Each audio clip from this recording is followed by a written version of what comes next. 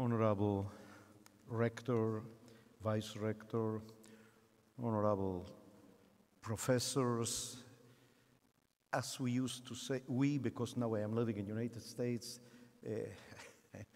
I mimetize myself with the United States. They're all the professors, the body of the professors, faculty. So honorable faculty, let me allow me this license to use. Excellencies, very distinguished guests, my dear ladies and gentlemen. First and foremost, I would like to express my gratitude to Professor Rector René Billig and Professor Milos Lichner, Vice Rector of Trnava University, for bestowing on me a PhD honorary degree. At this special moment, I want to remember the memory of the late president of the first congregation that I served as a rabbi in Argentina, Jan Heinal, who was born in Slovakia and introduced me to the Jewish-Catholic dialogue when I was a very young rabbi performing my first steps in the rabbinate. And finally, I thank the Almighty for having facilitated in my life the encounter with Jorge Mario Bergoglio, Pope Francis, with whom we were able to form a message of dialogue and friendship. And now my reflections for this occasion, my thoughts about where we are standing in our life, in the history, in the midst of the history of humanity.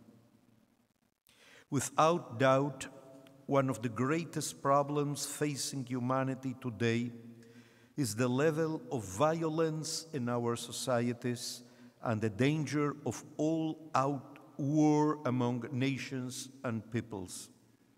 Indeed, war is currently killing thousands of people each day. The question that immediately arises is, what must we do to control our violent tendencies? How do we channel our energies into constructive action and to the building of mutual respect and affection? The question becomes more complex if we ask, given all the advances in the scientific technological sphere, which reveal the structures of subatomic particles, the sequence of quaternary structure of deoxyribonucleic acid, and the possibilities of artificial intelligence, how is it that humanity fails to find ways to live together in dignity? One approach realizes that scientific progress is essentially the product of people who can generate leaps in their thinking.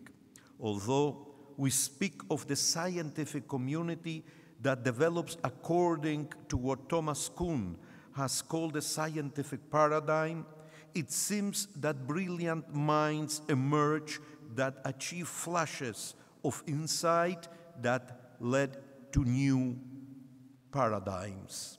Such paradigm shifts answer questions that the previous models could not, thereby enabling advancement. The deepening of scientific and technological knowledge is the work of a relatively small percentage of individuals, while the great majority of people simply use the products of science and technology developed. Spiritual advancement is also a process in which particular individuals experience flashes of insight. Unlike the sciences and technology, however, such insights cannot simply be taken up by everyone else. communal spiritual uplift, and the peace that accompanies it becomes possibly only when masses of people embrace profound spiritual values and interact together in redirecting their passions toward respect for the others. There are no software programs or apps for people simply to download and follow. Ultimately, each and every person must decide in the privacy of his or her being to be creative and constructive instead of being pernicious and destructive. Patterns of human behavior are initially shaped by each individual's experiences within the family and their larger society. These experiences interact with their natural drives, those that Sigmund Freud named Eros and Thanatos, especially in his 1931 book, Das Unbehangen in der Kultur, Civilization and its Discontents. Each generation, unlike the accumulation over time of scientific and technological knowledge, cannot merely build upon the life decisions of previous generations. The standards and decisions of our ancestors, of course, serve as a guide in our lives. But since human life is very dynamic and changing, each generation must develop its own responses to life and adopt for themselves the values upon which to build their existence. The Bible teaches us about this human characteristic. God made a covenant with the people of Israel at Mount Sinai. God revealed to them the principles according to which they should live their lives. In this way, God was made known to them. The children of Israel committed themselves to observing these maxims. 40 years later, a new generation that was preparing to enter Canaan renewed the covenant. This, in turn, was renewed by the next generation at the end of Yehoshua's days. The process that each person experiences of building an individual identity with a distinct personality and set of values also occurs collectively at the level of the people and nation. Just as individuals resist being mere imitations of their parents, the Bible speaks about the renewal of the covenant as each generation appears. This means that the degree of spirituality attained by one generation does not automatically become integral for the next generation. This dynamic is vividly expressed in the biblical story of the cult of the golden calf, before which the children of Israel prostrated themselves barely 40 days after having experienced the presence of God on Mount Sinai. What then is the path that individuals and societies must follow to be spiritually and ethically mature? A famous Talmudic passage describes a discussion among the rabbis about the essence of all precepts, the mitzvot, that Jews must observe. Rabbi Simlai concludes that all the teachings of the Torah are epitomized in the verse of Amos 5:4, "Thus said the Lord to the house of Israel, seek me and you will live." End of the quotation. The Hebrew verb darosh, which I have translated in Amos' words as seek, is used in the Bible in various ways. In many verses, it refers to the search for the presence of God in human existence. This sincere and authentic search inspires individuals with values that move them away from the evil and the madness to which rampant low passions can drag them. According to the Bible, to seek God without being willing to embrace what is fair and merciful, what is just and good, is the same as walking after an idol. Those who seek the presence of God in their lives through the enhancement of their feelings and deeds are able to participate in God's creation of peace on the face of the earth. In 1931, the International Institute of Intellectual Cooperation was established by the League of Nations Permanent Committee for Literature and Arts. Its purpose was to facilitate the exchange of letters between representative public thinkers, in quotations out, I am quoting, on subjects calculated to serve the common interest of the League of Nations and of intellectual life, end of the quote, and to publish these letters periodically. At that time, Albert Einstein was very well known around the world for his contributions to physics. He was considered one of the planet's most outstanding intellectuals. Therefore, he was invited to correspond with whomever he wanted on the subject of his choice. In the early 1930s, many had already predicted that a new world conflict would soon break out. Social tensions in Europe were of such a magnitude that the shadows of a new world were darkening the horizon. Therefore, Einstein chose Sigmund Freud as his dialogue partner on the topic, why war, as the topic for them to correspond about. In his letter to Freud, Einstein gave an extensive analysis of the different conflicts of interest among people.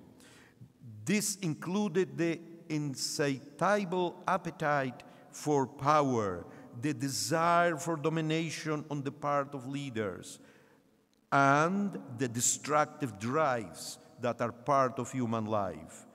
It is on this last point especially that the great physicist wanted to learn the opinion of the father of psychoanalysis.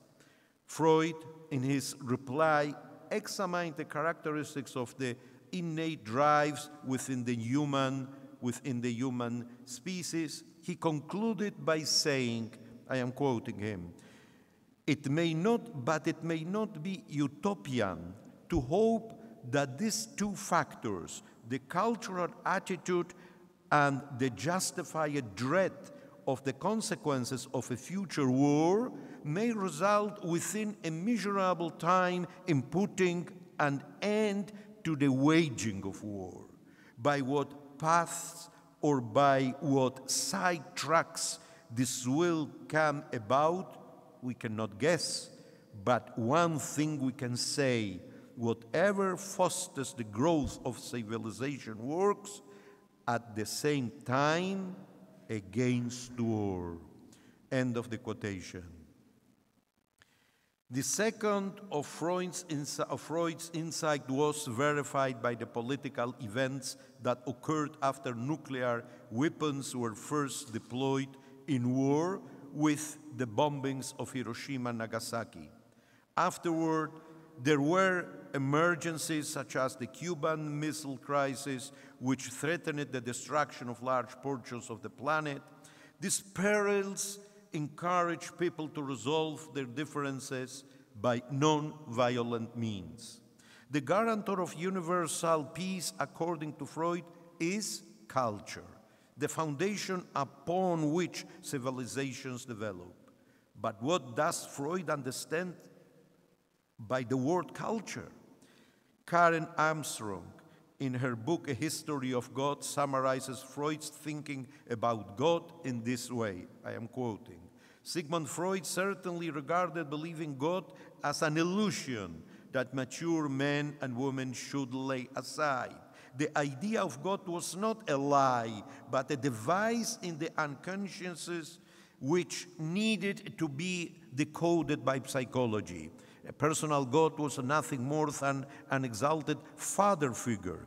Desire for such a deity sprang from infantile yearnings for a powerful protective father, for injustice and fairness, and for life to go on forever. God is simply, says Freud, a project according, says Armstrong about Freud, God is simply a projection of this desire, feared and worshipped by human beings out of an abiding sense of helplessness. Religion belonged to the infancy of the human race. It had been a necessary stage in the transition from childhood to maturity. It had promoted ethical values which were essential to society. Now that humanity had come of age, however, it should be left behind. Science, the new logos, could take God's place. It could provide a new basis for morality and help us to face our fears. Freud was emphatic about his faith and science, which seemed almost religious in its intensity. And she quotes, I finished this paragraph with the quotation that Carl Armstrong took from one of Freud's writings. No, our science is not an illusion. An illusion it would be to surprise that what science cannot give, we can get elsewhere. End of the quotation. Certainly, not all psychoanalysts agree with Freud's understanding of God, but his belief in science and its power is shared by many. Undoubtedly, science revealed and continues to reveal many futures of existence. However, its goal is not to answer the question why, but rather how. Everything that is proposed in the scientific field must be verified through measurements, experiments, etc. It is in the arena of faith where the question of why is faced. The why of existence, the why of suffering of the just, and the why of the existence of evil. There is no laboratory in which such questions of faith can be empirically measured or waged. In the end, these questions reside in the most intimate dimensions of each individual. It seems to me that the expulsion of God from our lives, or more generally, the denial of higher powers, frequently transforms life into a meaningless, chaotic state in which dictators try to take substitute for the Creator. They bewitch people with charismatic appeals to their worst instincts. The God of the Bible is described in the words of the prophet Jeremiah 10:10 as the Lord of truth is the living God. Perhaps this should be translated as the Lord God is the God of life. It must be understood that human beings can only dialogue with God in the immaterial dimensions of their life. The book of Genesis relates that God gave life to the first human being by puffing the breath of life into an inanimate human form made from the dust of the earth. From this, it can be understood, as the rabbis saw it, that something of the heavenly is found in every human being. The challenge of our lives, as we each learn who we are, is to discover the brilliance of that spark of God with which we have been created. Perhaps Freud was right that often the idea of God that many people have is nothing more than a psychological projection of their inner need to pay homage to an idol. This is why Amos said, as I mentioned before, that God must be sought, or as the psalmist says, God is close to all who cry out for God's presence, to all who cry out with the truth. End of the quotation. In life itself, day by day, God must be sought. The action of seeking God is the consequence of another search that man must undertake. The famous Argentinian writer Ernesto Sábato reflected this in this paragraph. One embarks towards distant lands, or seeks the knowledge of men, or inquires into nature, or seeks God. Later he noticed that the phantasm he was chasing was he himself. End of the quotation. When one finds themselves, when he or she sees their being without grandiloquence or melodrama, then they can open a space in their spiritual core for an encounter with God. The Freudian notion that through mental exercise one can master destructive impulses and create something sublime that he calls culture leads to a question. Why should an individual do this if in the end, as Freud himself says, such a process of self-limitations only brings pain? I might answer this question by saying that society's culture enhances the human condition, that if human existence does not have a transcendent dimension, as we read in Ecclesiastes, what would say then everything is irrelevant. What was is what it will be, since everything, I am quoting Ecclesiastes, everything is vanity, everything is futile. The lack of deep religiosity leads to an existential void that can lead people to horrible behaviors. The pursuit of meaningless grandiosity, such as the lust to conquer other countries, to possess immense wealth, or to achieve fame, becomes fanatical. It makes those so obsessed temporarily feel like idols. This self-deception fills our world with fire and destruction. One of the questions that arises when reading the biblical story of Abraham is how it came to pass that the first of the patriarchs received the command from God, which was, go from your land, from your place of your birth, to the land that I will show you. How is that Abraham conceived of a single God, the creator of all that exists? In the Midrash Rabbah, Rabbi Yitzchak explains. He says, Abraham's situation can be compared to that of a person who wandered from place to place and suddenly sees a great fortress on fire. He said to himself, can it be said that this fortress is without any leadership? In the same way Abraham, our patriarch, did. He said, can it be said that this world does not have a leader? Then God was revealed to him and told him, I am the owner of the world. End of the quote. What does the great burning fortress represent? According to the version of this tale in Mishnat Rabbi Eliezer, the burned fortress represents nature and its perfection, which could not have come about by chance, but is rather the work of a great creator. To this can be added another midrashic speculation, that truly Abraham was delighted by the technological developments in Babylon, where he was born, the ability to construct tall buildings according to the biblical story led to the inhabitants of that land to erect a tower that would reach to heaven.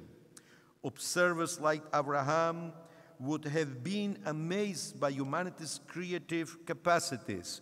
They will be deduced that in the same way that human constructions have a maker, so too must two must the greater universal creation. According to the Midrash Lekach Tov, the burning fortress represents a world that defies God and distances the divine presence from human reality. From the first human generation in which Adam and Eve transgressed God's directions, followed by the corrupt generation of Noah, which was followed by the builders of the Tower of Babel, there was a refusal on the part of humanity to share their existence with God. Abraham discovered God's reality in the midst of the pagan reality that the Midrash says is why God began to speak to and befriend him. Our world has the same characteristics as those described by these two Midrashim, rabbinical explanations.